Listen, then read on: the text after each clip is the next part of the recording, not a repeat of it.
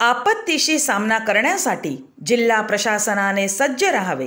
पालकमंत्री गणेश नाईक यांचे निर्देश. राज्यामध्ये कोविड रुग्णांची संख्या वाढत असून पालघर जिल्ह्यामध्ये देखील काही रुग्ण आढळले आहेत. या आपत्तीशी सामना करण्यासाठी जिल्हा प्रशासनाने सज्ज राहावे असे निर्देश वनमंत्री तथा पालघर जिल्ह्याचे पालकमंत्री गणेश नाईक यांनी दिले. अवकाळी पावसामुळे नुकसानीचा आढावा तसेच संभाव्य आपत्तीचा आढावा पालकमंत्री गणेश नाईक यांनी जिल्हा नियोजन सभागृह, जिल्हाधिकारी कार्यालय येथे घेतला. यावेळी राज्य कृषी मूल्य आयोगाचे अध्यक्ष पाशा पटेल, खासदार डॉक्टर हेमंत सावरा, आमदार राजेंद्र गावित, जिल्हाधिकारी डॉक्टर इंदुराणी जाखड, जिल्हा परिषदेचे मुख्य कार्यकारी अधिकारी मनोज रानडे, पोलीस अधीक्षक श्री देशमुख, अतिरिक्त जिल्हाधिकारी भाऊसाहेब फटांगरे, जव्हार आणि डहाणूचे प्रकल्प अधिकारी अपूर्वा बासूर, विशाल खत्री, निवासी उपजिल्हाधिकारी सुभाष भागडे, उपजिल्हाधिकारी विजय जाधव, तेजस चव्हाण आदी मान्यवर उपस्थित होते. कोविडचा प्रसार रोखण्यासाठी सार्वजनिक ठिकाणी निर्जंतुकीकरण करून घ्यावे. उपाहारगृहामध्ये स्वच्छता ठेवून निर्जंतुकीकरण करावे. जिल्ह्यातील प्रत्येक तालुक्याच्या ठिकाणी कोविड सेंटर सुरू करावे. कोविडचा प्रसार रोखण्यासाठी शासनाच्या मार्गदर्शक सूचनेनुसार सर्व अत्यावश्यक सुविधा सुरू कराव्यात. नागरिकांनी आपली सामाजिक जबाबदारी लक्षात घेता नियमित हात स्वच्छ धुवावे तसेच निर्जंतुक करावे असे आवाहन पालकमंत्री गणेश नाईक यांनी केले. शाळा तसेच महाविद्यालयामध्ये उन्हाळी सुट्टी लवकरच संपणार आहे. या सुट्ट्या संपण्या अगोदर शाळा महाविद्यालयांमध्ये साफसफाई करावी.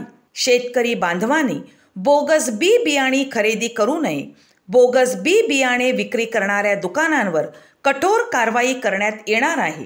शेतकरी बांधवांना शासनामार्फत देण्यात येणाऱ्या बी बियाणे व खते कमी पडणार नाहीत.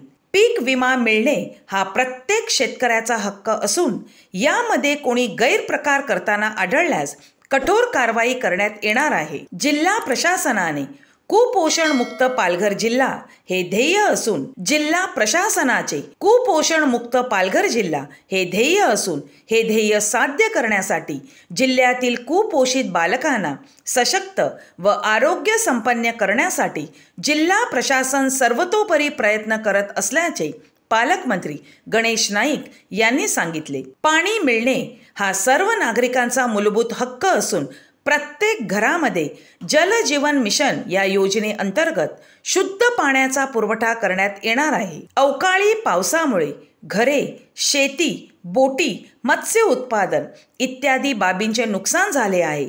या सर्व नुकसानीचा पंचनामा पूर्ण झाला असून निधी मिळवण्याचा प्रस्ताव शासनाकडे सादर करण्यात आला आहे. निधीची उपलब्धता होताच नुकसानग्रस्तांना नुकसान भरपाईचे वाटप करण्यात येणार असल्याचे प्रतिपादन पालकमंत्री गणेश नाईक यांनी केले. प्रदूषणावर मात करून वातावरणातील तापमान नियंत्रित ठेवण्यासाठी बांबू लागवड अतिशय आवश्यक. राज्य कृषी मूल्य आयोगाचे अध्यक्ष पाशा पटेल. दिवसेंदिवस वातावरणातील तापमान वाढत आहे. हे तापमान नियंत्रणात ठेवण्यासाठी तसेच वातावरणातील कार्बन डाय ऑक्साईड कमी करण्यासाठी ऑक्सिजन निर्मिती करणाऱ्या बांबूंची लागवड करणे आवश्यक असल्याचे राज्य कृषी मूल्य आयोगाचे अध्यक्ष तथा मुख्यमंत्री पर्यावरण व शाश्वत विकास फोर्सचे अधिकारी अध्यक्ष पाशा पटेल यांनी सांगितले. पालघर जिल्ह्यातील बांबू लागवडीचा आढावा पालकमंत्री गणेश नाईक यांच्या अध्यक्षतेखाली जिल्हा नियोजन सभागृह, जिल्हाधिकारी कार्यालय येथे घेण्यात आला. जिल्ह्यामध्ये 10,000 हेक्टर क्षेत्रामध्ये बांबू लागवड करण्याचे उद्दिष्ट असून 2,500 हेक्टरवर बांबू लागवडीसाठी शेतकऱ्यांनी नोंदणी केली आहे. औष्णिक विद्युत प्रकल्पामध्ये 1 किलो दगडी कोळसा वापरून जेवढी वीज निर्माण केली जाते तेवढीच वीज 1 किलो बांबू वापरून मिळते. कोळसा जळल्यामुळे प्रदूषणात वाढ होते पण बांबूपासून प्रदूषण होत नाही. त्यामुळे औष्णिक विद्युत प्रकल्पात दगडी कोळशाचा वापर न करता बांबूंचा वापर करावा असे आवाहन पाशा पटेल यांनी केले.